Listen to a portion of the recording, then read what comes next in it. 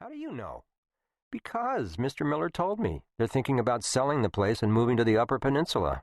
Can we buy it then? Mom loves to garden. She knows tons about fruits and vegetables. Your mom knows tons about many things. Watercolors, beekeeping, jewelry making, chair caning. She'd make a great farmer, Becky says. Hugh shakes his head. Truck farming's not for sissies. Who says I'm a sissy? Karen says, coming in from the kitchen. Are the Millers really going to sell, Hugh? The twins will graduate next year. I thought they'd be taking over. Hugh shrugs. Well, maybe the twins saw the light. Don't say saw the light, Karen says. Farmers going out of business isn't a good thing. I didn't say it was. But growing up where everyone knows you and knows what your father does for a living and then assumes it's what you'll do might not be so great either. What if one of them meets somebody at college who isn't so thrilled about becoming a farmer's wife? Is that what happened? I'm merely speculating, says Hugh. Anyway, Miller says it's getting too crowded down here. He likes the wide open spaces. She frowns.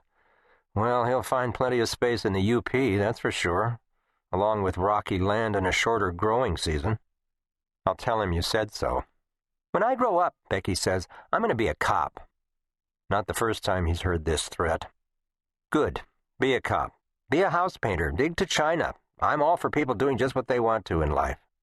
His daughter isn't fooled. She eyes him reprovingly. Jesse Spence's father says most dads want their kids to follow in their footsteps. Jesse Spence's dad's a funeral director. He's got to believe that. Hugh follows Karen into the kitchen, watching as she dumps the lettuce into the sink and turns on the cold water. Mom, Dad doesn't believe there's such a thing as a pluot, Becky calls from the living room. He didn't used to believe in arugula either, Karen says. He'll come around.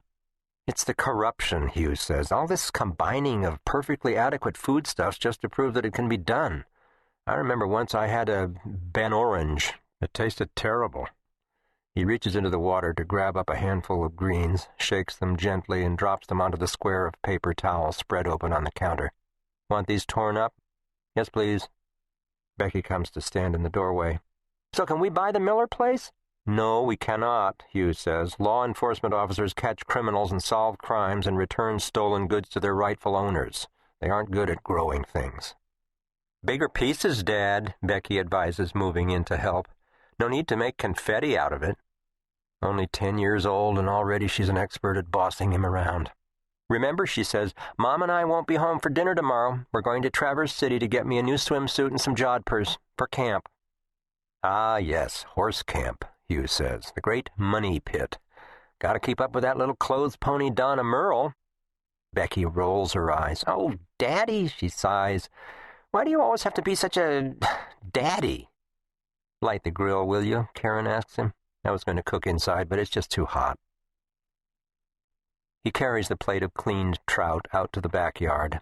She's right about the heat. Each morning for the past 3 weeks he has ridden into town with the patrol car windows down and the air conditioning blasting. By 8 a.m. it feels like a smelting oven. There's been no rain in a month. Fire warnings are at the highest postings. People are starting to call in with all sorts of weird complaints. His deputy, Ian Porterfield, calls it combustion craziness. But that isn't what's bothering him, is it? On this blistering July afternoon.